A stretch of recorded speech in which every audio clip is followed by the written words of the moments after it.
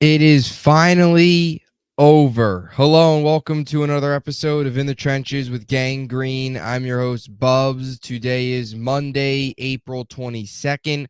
Hopefully, everybody is having a good day so far. The Zach Wilson era is finally done. It is over. We can finally move on after 3 tumultuous seasons for the New York Jets and their disgruntled second overall pick in 2021 out of BYU. 34 games played, a lot of failure, a lot of frustration, a lot of terrible quarterback play, but it is all finally over. No surprise, of course. It was just a waiting game as to see if the New York Jets were going to trade him or cut him, if he was going to be dealt, when that would happen, and of course, who that was going to be. He lands in Denver.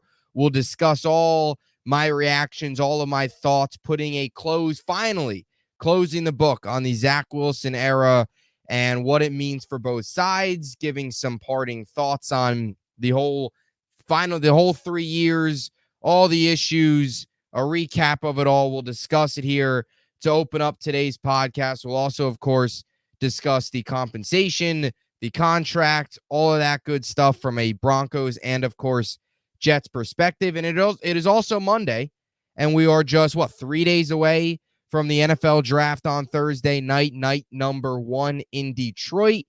One of 3 nights, day 2 and 3, of course, on Friday, and then rounds 4 through 7 on Saturday. So a lot to be excited about there. It is Monday. It's the final Monday before the NFL draft. So it'll be our final mock draft Monday. We'll get to that a little bit later on, give you some of my final predictions, some final rumors, some final reports as the New York Jets get set to hopefully have a very successful 2024 NFL draft. We still are wondering what they will do. Options, they've got versatility. They can do many different things. So the Jets are in a very good position. Trade up, trade back, stay at 10, playmaker, offensive line. What does New York do? We will wait and see, but hopefully it is all good. Again, this is episode 298 of the In the Trenches with Gang Green podcast. I thank you, as always, for joining me. We'll hit 300 by the end of the weekend, so certainly an exciting time to be a New York Jet fan. Now we'll start with the Zach Wilson news. Finally, today, it's over. Zach Wilson traded to the Denver Broncos. Now, I will say this. I've been calling this for a while. I said this a couple months ago, actually, that New York could potentially, or that Denver could potentially be a destination for Zach Wilson. And look, just to start here, this doesn't come by much of a surprise. I think the destination going to the Denver Broncos doesn't come by much of a surprise. And also the timing of it all doesn't come by much of a surprise near the NFL draft. Of course, they get the pick swap. The official terms to the contract or the deal, the New York Jets get a 2024 sixth-round pick. The trade report, of course, was first broke by Ian Rappaport, and Adam Schefter just tweeted about 10 minutes ago the compensation update. So the Zach Wilson trade, the Jets and the Broncos are splitting the $5.5 million contract that is due to Wilson this season. The Jets are paying $2.75 million, and the Broncos are paying $2.75 million. So the Jets get a 2024 sixth-round pick. That pick is 203rd overall. They pay $2.75 million of the $5.5 million contract. And for the Broncos, they, of course, get Zach Wilson, and they will get a 2024 seventh-round pick, 256 from the Jets, one pick before Mr. Irrelevant. So the Jets do keep their Mr. Irrelevant pick. And, of course, they will also pay that $2.7 million of the $5.5 million contract. So the Jets and Broncos split it for this season. Basically, the Jets got nothing. And that's not really much of a surprise. They did get something. It is nice to see that they are splitting the $5.5 million. It's better than outright cutting him and having to absorb all of that $5.5 million on his contract. But they get a sixth. They have to give up a seventh. They also give up Zach. They get a sixth in return. They pay $2.7 million, $2.75 million. It is what it is. You move on. He's gone. That's what it is. If you're a Jet fan right now, dissecting the terms of this deal, saying, oh, we didn't get this, we didn't get that, stop. Stop what you're doing. Just stop doing that. There's no need. He's gone. That's exactly what we wanted. We knew they weren't going to get much for him. The fact that they were able to at least find a trade partner for him is a positive, considering they almost had to just outright cut him. Either way, the Zach Wilson era is finally over. And I want to make this clear. This is nothing against Zach. You know, he's a good teammate. He's a good person. Things just didn't work out. So it just didn't work out. None of this is criticism towards Zach as a person. I'm sure he's a very good teammate. I'm sure he's well-liked. I'm sure he works hard. I'm sure he wants to see success. It just didn't work out. Now, was it all on Zach? No, but a lot of it was on Zach. He wasn't very good. This comes by no surprise. It was a failed, miserable 3-year run. When you go back to 2021, when the New York Jets went out to BYU to see his pro day, we saw that one throw that is now all over the internet. And that throw forever now will haunt New York Jets fans. That he made at his BYU pro day. Joe Douglas, Robert Saleh, all of them in attendance, all of them seeing that throw, seeing the athleticism, seeing the arm talent, and seeing that thought he was the guy to redirect this franchise in the right direction after they just got over the failed Sam Darnold, Adam Gase 2-year run in 2019, and then the 2-win season, of course, in 2020. It's the second overall pick. It was a massive swing and miss. And for Joe Douglas, he got a pass for it, right? He selected him number 2 overall. The 2021 draft class was kind of a mixed bag. It's overshadowed by the misses of Zach Wilson and Elijah Moore, but they did come away with Michael Carter II, and they also were able to get AVT in the first round as well. I'm actually writing an article on looking back on the 4 drafts that Joe Douglas has had entering a crucial 5th draft for Joe Douglas coming up here in just a little over 3 days from now. It was awful. It's a win-win for both sides. Zach needed to go elsewhere. I've been calling it for a while. I thought Denver would be a very good fit. I've mentioned it a couple times on this podcast. I also wrote an article about it. I think from a Denver's perspective, right, he's closer to home. He gets a good veteran offensive mind, experienced coach in Sean Payton, who had all the success in the world in New Orleans, of course. Now he's in Denver. They're kind of going through a rebuild. They still may draft a quarterback. They probably will. So you get him into a quarterback room that is not overly talented. He'll have some competition. He'll be able to compete a little bit. It's Ben DiNucci, Zach Wilson, Jarrett Stidham. Not very good. Do they go out and get J.J. McCarthy? Do they draft Michael Penix, a Bo Nix, somebody like that? Do they trade all the way up and shock everybody and take one of the big 3? I don't know. Probably not. But it's a room where Zach can compete a little bit, try and get his career back on track. He can sit. He can watch. He can reset. He's closer to home. A lot less pressure. Not saying Denver's a smaller market, but the Broncos don't have much expectations on him going into this year. So there's not much pressure on him. They will probably be a 5-win team. If he ever gets into a game, there's not going to be much pressure. There's not going to be much expectations. Everybody's writing him off as a bust. He has an opportunity now to reset. That's why one of the main reasons it was never going to work here. It's a big market. Fans expect a lot of their players. He couldn't provide it. It always felt like a lot of it was in between the years. It was up in his head. He has all the physical tools. He can't read a defense. When pressure gets in his face, he struggles. And when he hits some adversity, he can't overcome it. He struggles with pressure. Off the field and on the field. He just does. He couldn't take the bright lights. He was from a small school, a small school, non-Power 5 in BYU. And then goes to a big city in New York, the Big Apple, the history of the Jets, missing on quarterbacks, trying to finally be labeled as the guy. And it never worked out. So it's a win-win. And I will say this. I think we just wrapped up one of the worst eras in Jets history. Maybe, in my opinion, the worst era. There's been about 3 really, really, really bad eras of Jets football. It's Kotite, Gase, and now Zach Wilson. Gase and Kotite were awful. I didn't witness, obviously, Kotite. Gase was an awful era who I actually witnessed. Of course, I was not around for Kotite, which I guess is a positive, although I wasn't around for Parcells either, so that is sort of a negative because Parcells, of course, was awesome and gave the Jets, obviously, that incredible run late in the 90s after the whole Kotite saga and all that garbage. But I think you can make the case this is arguably the worst era of Jets football we just had. Number one, they were wearing those crappy uniforms that were terrible and are finally gone. This is just an ultimate cleansing for the Jets. Like, Zach Wilson's gone. Those terrible uniforms are gone. It's a new page, new chapter, fresh start. Aaron Rodgers, whoever they take in this draft, turn this thing around, go win games, get to the playoffs, win big in 2024. It's just a complete new reset. But it was one of the worst eras. I think the biggest complaint with Zach was, again, all the physical tools, the arm strength, all that great stuff, could never read defenses. And it's tough. I was kind of sitting before I did this podcast just thinking about some of the moments from the Zach Wilson era. And you really, all you can think of is a whole lot of negatives. There wasn't many positives. And that was the biggest issue with Zach. Anytime he would go out there and show you some signs of progress or any sign of improvement, he would never be able to follow it up with another good performance. You go back to even earlier in 2023 when he had that great game against the Kansas City Chiefs, outplayed Mahomes, like completely outplayed him. And then he followed it up the next week. Although the Jets beat Denver, he followed it up with a no touchdown, one interception, below 200 passing yard performance. It was Breece Hall.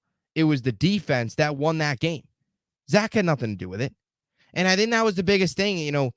As much as we can go out and complain about some of the things that the Jets did, because no, they did not surround Zach Wilson with the best things ever. No, giving him Mike LaFleur was probably not the best idea. Pairing a rookie offensive coordinator with a rookie quarterback, not the best idea.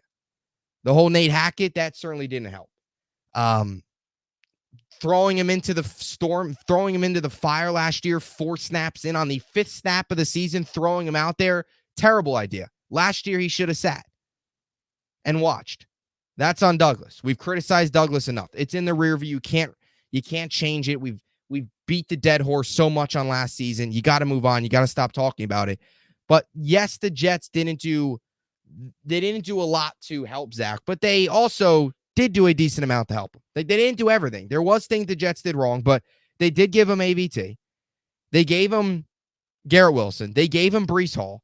They gave him a lot of pieces. They also signed a very good quality tight end in Tyler Conklin. They gave him pieces. He had talent around him. He had a lot more talent than Darnold ever had, and he can never do anything with it. And if you need circumstances to be so perfect around you, you're never going to survive in this league. Because as the old saying goes, good quarterbacks will cover up bad things. A good quarterback may be able to cover up a struggling offensive line. A good quarterback maybe can cover up a struggling run game, or I don't know, a struggling. It's tough to cover up struggling receivers. Not that the receivers really ever struggled under Zach, because if you can't catch the ball, you can't catch the ball. If you got the yips, you got the yips. But they can cover up certain things. They can cover up bad coaching at times. They can, right? By seeing the defense, adjusting, audibling, all that stuff, seeing formations, making adjustments at the line. Zach can never do that. And it's just very disappointing because it was a 2nd overall pick that's wasted. He will go down as another failed Jet quarterback in NFL history, in Jet history. And now Jets fans are kind of on the debate to officially put this era to bed. It just shows you how bad this era was of if Zach was the biggest bust in Jets history. Vernon Goldstein obviously was a massive bust, a huge bust, 6th overall pick. Never registered a sack in his 3 seasons with New York, which is pathetic. He's up there. Calvin Pryor, the 1st round pick of the Idzik 12, is also up there. Of course, was 18th overall. He was awful. If you're a member of the Idzik 12, you didn't have a successful career, unfortunately. He's up there as well. I still think Zach Wilson, to me, is the biggest bust. Will now go down as the biggest bust in Jets history. Number one, people are making the argument that he's the biggest bust in NFL history. If you're making that argument, then he's got to be the biggest bust in your own franchise history. So that's just part of it as well. Number 2, he's a quarterback, right? Vernon Goldstein was an edge rusher, and Calvin Pryor was obviously in the secondary. So, those are guys that he was a safety, of course. Not that I'm devaluing or taking away those positions, because those are important positions, but he's a quarterback. He was the number 2 overall pick. He was supposed to come in here and change this franchise, supposed to come in here and be the guy. He wasn't. That's why I think he's the biggest bust, because he's playing the most important position. If you're bad, you don't have to, if you get picked sixth overall, Jadeveon Clowney's an example. Like, he's obviously defensive end, was drafted first overall, never completely turned out to be the number one overall pick. That great player. But he's been solid. He's been quality, right? I don't know if I'd label him as a bust. He didn't live up to expectation, but he had a very good career. You can be you can be any position outside of a quarterback and get drafted really high and not be as good, but find a way to still put together a productive career. But if you're a quarterback and you get drafted top 3, number 2 overall, and you're not anywhere close to what you're supposed to be, you're never going to do anything in your career. And you're always going to be labeled that much more of a bust. And I just think that's what it comes down to with Zach, is he played such an important position. I don't think you can compare a safety or defensive end not panning out as opposed to a quarterback who you drafted number 2 overall, who you gave the keys to the franchise to. I just think that's where it is. I think he's the biggest bust. He was also just so bad. I mean, 23 career touchdowns and 25 interceptions. Completed 57% of his passes in 34 games. Look, he'll now go to Denver, closer to home, have some competition there, sit, watch, learn. It's not an overly competitive quarterback room, so I guess that's kind of a positive for him, where, I mean, I guess you could look at it as a positive and negative. I feel like Zach needs to sit and learn behind somebody great, although in the 2 months he had of training camp behind it, or the month of training camp he had behind Aaron Rodgers, he obviously didn't pick up a whole lot. I don't know. I'm rooting for Zach. I always am. I was rooting for Sam. I'm rooting for Zach. I hope he turns it around. I don't think he'll ever be a starter. I don't think he'll ever be what anybody ever expected him to be. Maybe 9 years from now, he turns around and has a Geno Smith type career where he turns around and he turns into this good, solid quarterback. I don't think that'll happen. Darnold was a lot better than Zach after he got traded, and look what Darnold is. He's basically a career backup. I don't think Zach will be much. I think Zach will mostly be just a glorified backup, and that's it. But closer to home, move on. Never consistent. I was also talking to somebody a couple days ago, actually, about this, a Jet fan. We got brought up on the topic of Zach Wilson, trying to think of the best Zach Wilson moment, because a lot of this has been negative. But if there was one best Zach Wilson moment, I'd have to go always back to the throw he had to Corey Davis against the Tennessee Titans in Week 4 of 2021. They were 0-3 at the time. He was struggling. He had the 4-interception game against New England. He followed it up with not a very good performance against Denver. The Carolina game, of course, they lost. He was getting thrown around like a rag doll in his first game. The first 3 games weren't good. He came back home, second home start, had a little bit of pressure on him because the first one went poorly against New England. Went out there, pointed to Corey Davis, threw an absolute dime in the end zone.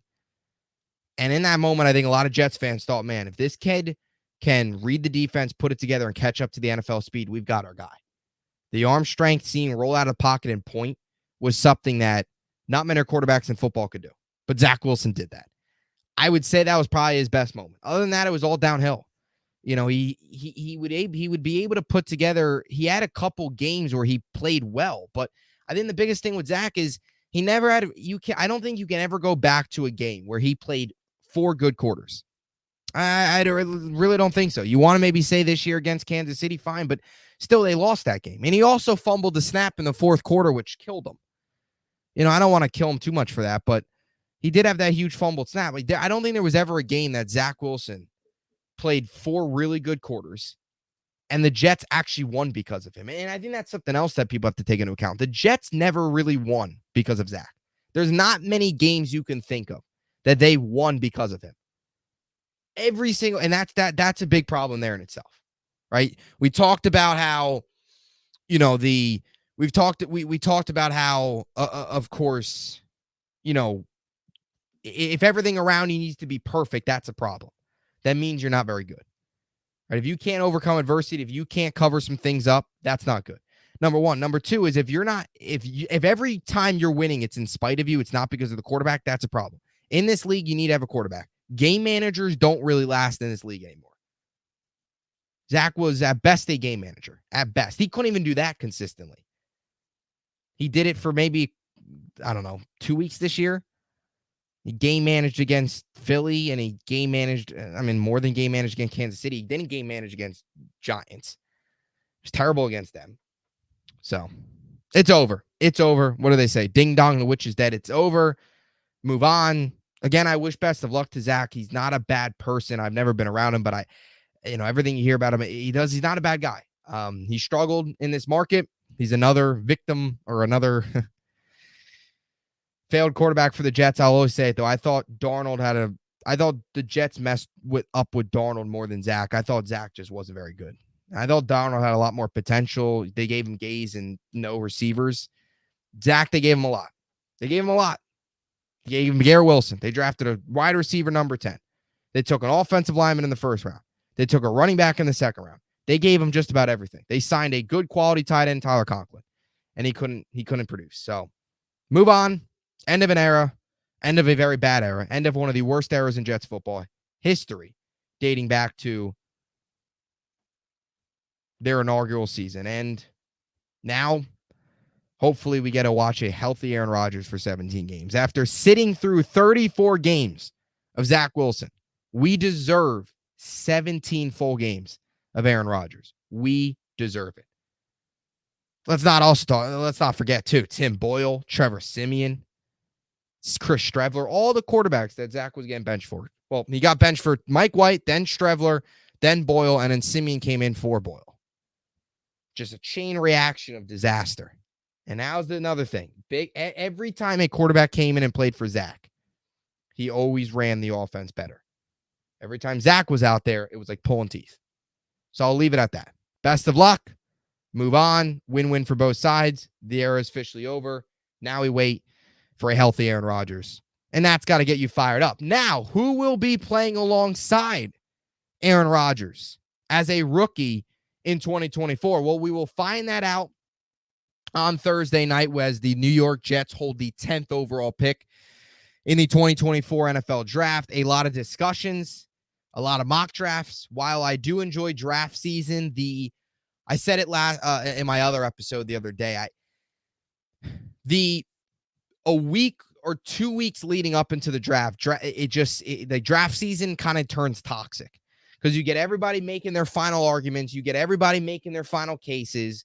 You see all these final mock drafts coming out, and it's like things really start to get real. Though this last week, there has been a lot of arguments. There has been a lot of discussions. There has been a lot of rumors. I always say it. Nobody has any control over this. We're all fighting something that we don't know what's going to happen. It's fun to predict. It does get toxic. So what am I going to do? I'm going to predict a little bit more.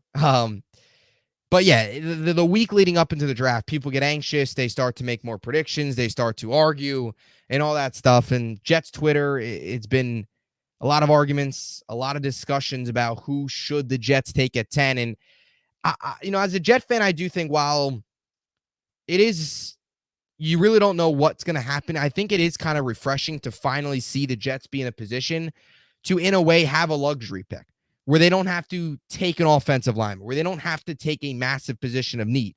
The Jets really can go in position-wise, I believe, most people would say 3 different positions. They can go tight end, they can go receiver, they can go offensive lineman at 10. They can also trade up, they could trade back, or they could stay put. 6 different things the Jets can do. 3 different positions, 3 different things strategically, moving up, moving back, staying put, and all that credit goes to Joe Douglas. And you can't give him enough credit for the way that he went out there and filled the offensive line through free agency in the trade of Morgan Moses, brought in a number 2 receiver in Mike Williams. So now you can go receiver or you can go in a weapon like Brock Bowers. You have your full offensive lineman set, but some guys are going to miss time. You can go with depth. You can also still go receiver and have a wide receiver room that consists of Garrett Wilson, Mike Williams, a Malik Neighbors, a Marvin Harrison Jr., a Rome Odunze. And I'll start there. There's been some reports that have came out here over the last couple of days, and draft season's always kind of about smoke, about fire. Where there's smoke, there's fire. There's been a lot of reports over the last couple of days that the New York Jets may trade up with the Atlanta Falcons to get to number 8 to try and trade up 2 spots to get Rome Odunze, because there's been some reports that have came out that Chicago is in a position where they may take Odunze at 9. Right, let's say they take Caleb Williams. They already brought in Keenan Allen. They've already got DJ Moore. Similar to the Jets, they have that 1-2 punch. Now they got a third. For the Jets, they have the 1-2 punch in Mike Williams and Garrett Wilson. Now they get a third in Rome Odunze. If that's the case and the Jets love Odunze, there's been some reports that they would trade up with Atlanta. Atlanta moving back to 10, probably taking an edge rusher, Jared Verse, Dallas Turner, one of those 2 guys. But they move back to 10. Jets jump Chicago, take Odunze at 8. Probably recoup a second-round pick, another pick in the top 100, and so on and so forth. Or, never mind, they wouldn't recoup, I apologize, because they're trading up. How they get there, we will see. But they trade up, jump Chicago, get Odunze. You also had a report from Rich Cimini that kind of seems like the Jets are targeting a playmaker of some sorts. It feels like it hinted a little bit at a wide receiver. So my prediction is, while I do think Brock Bowers is a strong possibility, this is sort of a prediction and what I want to happen. If he's there at 10 and Alt's off the board and there's maybe real no trade back candidates, or maybe the way the draft is playing out, you can see a world where, the way the draft is playing out, you can maybe see a world where the Jets move up. But depending on however things are going through the first 7 picks, either the Jets move up, or if they feel like he's going to fall, I'm going to say Rome Odunze somehow, some way. Maybe they move up to 8. Maybe they stay put at 10. But Odunze lands with the New York Jets in the first round.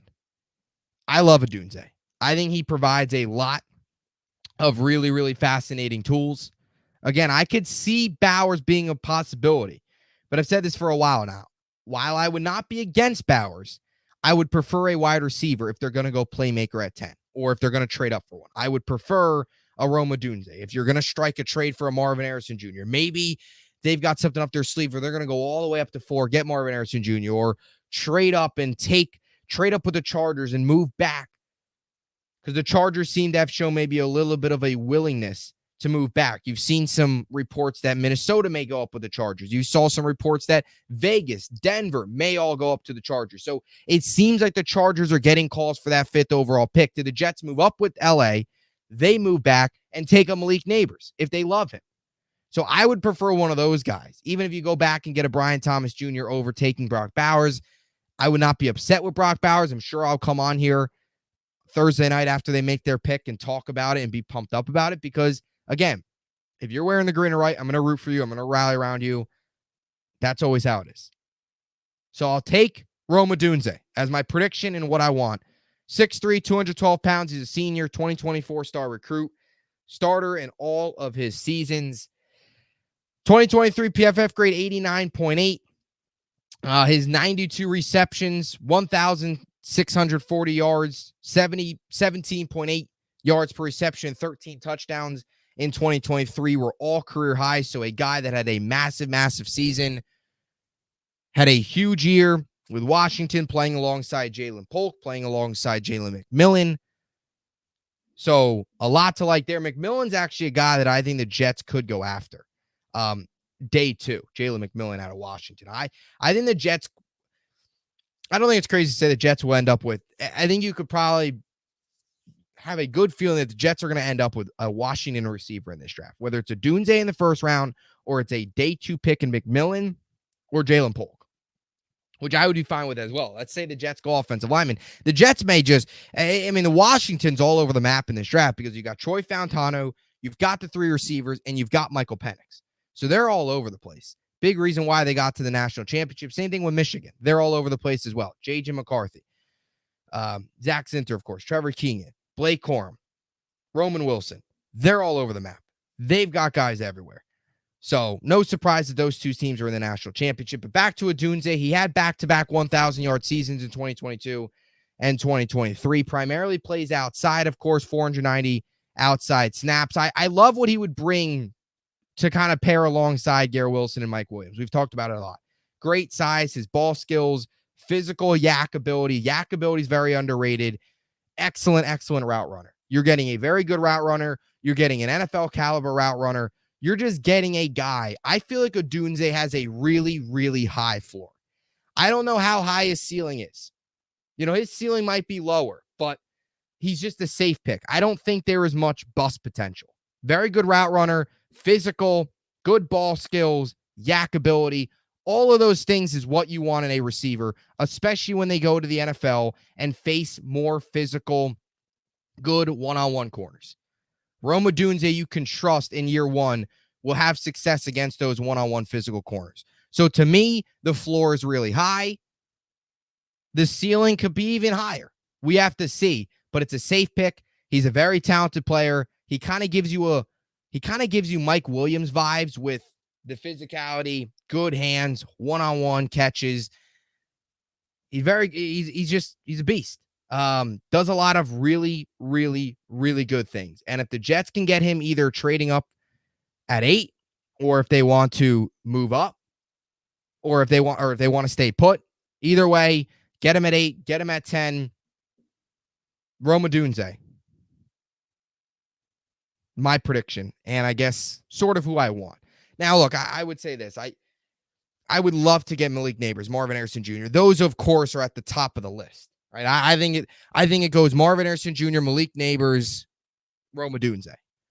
But being realistic, not going to sit here and tell you I'm predicting the Jets to move up to number 4. I don't think that'll happen, but we'll see. We'll see. Along with that, look, some other guys the Jets can go after. Of course, they can go after the Alt Fashanu Fuaga Latham, Troy Fauntanu. Fauntanu, I love. If the Jets are going to move back, I think you go Fauntanu or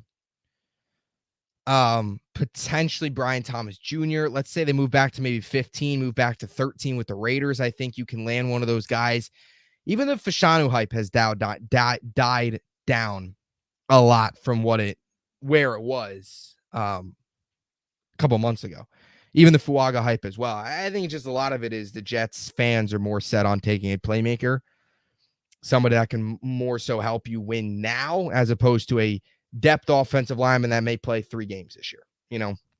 While it is important to have depth there, people in the win now window that the Jets are in want a guy that can come in, produce, have a big season in 2024 rather than a guy that you're looking more towards 2025 with, which is more of the offensive line category. I would not be against them taking an offensive lineman, but I do think that's why they're probably leaning the playmaker route. Now, another playmaker they can look at is Brock Bowers. Talked about him ad nauseum here. 6'3", 243 pounds, junior, 56 receptions, 714 yards, 12.8 average, 6 touchdowns, all in 2023, 84.4 PFF grade.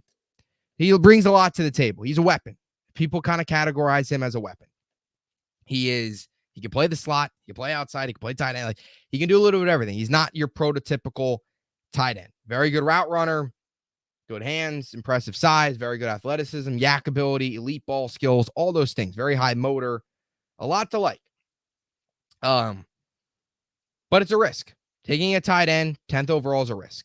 While he's got his build, his play style is very similar to what George Kittle brings. That's kind of been his player comparison.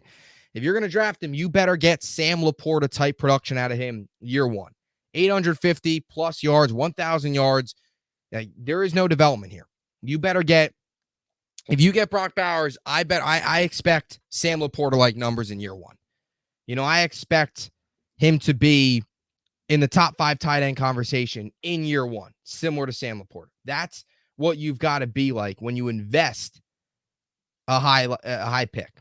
Laporta this season at 889 yards. I think if you're going to get Bowers and you're going to hype him up this much, he better have 80 catches, 850 plus yards this season, 7-8 touchdowns. So that's the risk you take. But when you look at his career numbers, in Georgia, he ranks 3rd all-time in receptions, 5th all-time in yards, 2nd all-time in touchdowns. He had more receptions and touchdowns than A.J. Green at Georgia. I'd say A.J. Green went on to have a pretty successful NFL career. So he did a lot of really, really good things. I would not be against Brock Bowers. I would prefer a receiver. But Brock Bowers, Bower boys, you want to count me sort of in? I guess you can. But Brock Bowers, another name to look at as well. Troy Fontana, we've talked about a little bit, 6'4", 317 pounds. Combine numbers were very good. Can play left tackle, can play left guard. Exactly what the team needs. Somebody that if you can trade back to maybe 15 and take him, and I think you've got to be thrilled with that. If you can get back to 15 or something along those lines and get Fontana, the versatility, what he was able to do, what he's able to do from that perspective, obviously being able to play both left guard, left tackle. I think it's just, it's something that, the Jets, you run into John Simpson going down. You run into Tyron Smith going down, which hasn't played a full season since 2015. Having that kind of Swiss Army knife in a way in their back pocket is huge. It's pivotal. And something that not only just flexibility, he's really good. He's really good. It's not just his versatility. He plays both positions very, very well. And that's something that translates at the NFL level. He kind of gives you, in a way, that versatility, the AVT vibes. Like maybe Fontana turns into one of those guys where 2 years from now, we're talking about him being an all-pro talent at both left guard and left tackle. You have a chance of finding your answer here at left guard long-term and left tackle.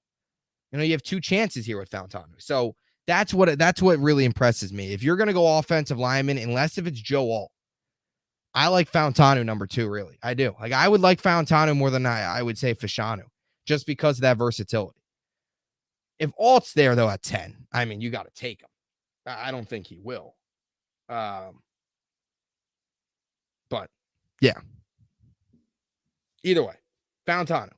Move on now to Brian Thomas Jr. Height, 6'3", 209 pounds. We've talked about him a lot. Junior. In my opinion, he is the 4th ranked receiver in the class, which isn't too surprising. I think it goes, of course, Marvin Harrison Jr., Malik Neighbors, Rome Odunze, then Brian Thomas Jr. I think if you move back to 15, that's kind of where you get into the Fontana, Brian Thomas Jr. range. I don't know if I take Thomas Jr. at 10. Maybe they do. I mean, let's say Harrison's off the board. Let's say Neighbors goes to either Giants or the Chargers. And then probably not the Chargers, but probably most likely the Giants. Like, let's say that happens, or whatever the case may be. Somebody trades up with either way, Neighbors, Harrison, and then let's say the Jets don't trade up and Odunze goes 9 to the Bears. Maybe the Jets say, hey, we'll take Brian Thomas Jr. here at 10. I doubt that. I think maybe you can move back as far as, honestly, 15 or 13 and still be able to get him. So it'll be interesting if he does actually end up with the Jets. I don't really expect it, but it's a name to look out for. He had a very good year last year, and he's had a very good career playing alongside Malik Neighbors. Quarterback that I think the Jets will take, I think it's going to be Michael Pratt.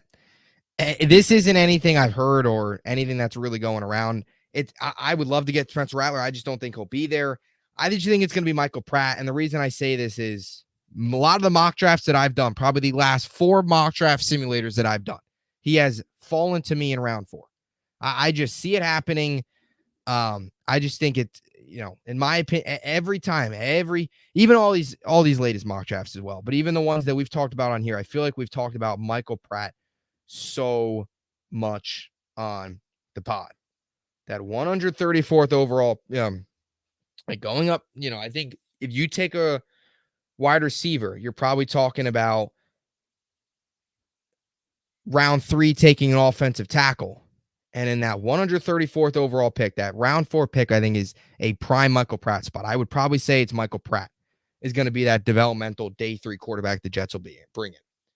Maybe it's Joe Milton, maybe it's Jordan Travis. I wouldn't be upset with either. I don't think you can criticize the Jets too much on who they take, unless if they reach for like a Devin Leary or a Sam Hartman in the 4th round, then you can complain a little bit, but it's a 4th round quarterback. He probably, knock on wood, ideally, he doesn't see any playing time this year, and maybe no playing time next year either, other than the preseason, and just sits and learns and develops. So we'll see. So hit me up on Twitter at Buzz52. What are your thoughts? Final draft predictions, thoughts on the Zach Wilson trade, and of course, If you haven't already, please make sure to like and subscribe. Comment down below all of your thoughts on the trade, on the draft, and of course, appreciate you all who listen on all the different audio podcast platforms. We'll be back with a lot more content coming your way throughout the rest of the week into the NFL draft. Stay tuned. As always, hope you enjoyed it, and thanks for tuning in. See you next time.